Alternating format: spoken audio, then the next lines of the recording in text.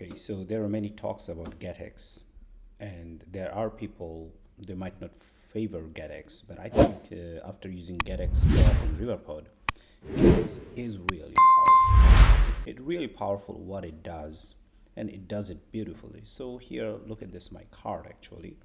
So here I have this card, and I can select, and as I select it, as you see that the state changes immediately, and I can add more, and then it would continue to go ahead and increase. Well, even I can delete,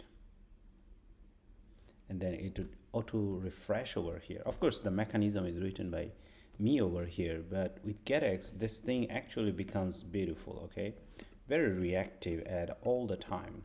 For example, if we remove all of them, it doesn't matter at what condition we go ahead and remove them, and we'll see that it's there. Okay, it's being reactive, and it's responding to different state change. As you see, it also loads the loading icon and this and that, and now here we see it says totally the card is empty.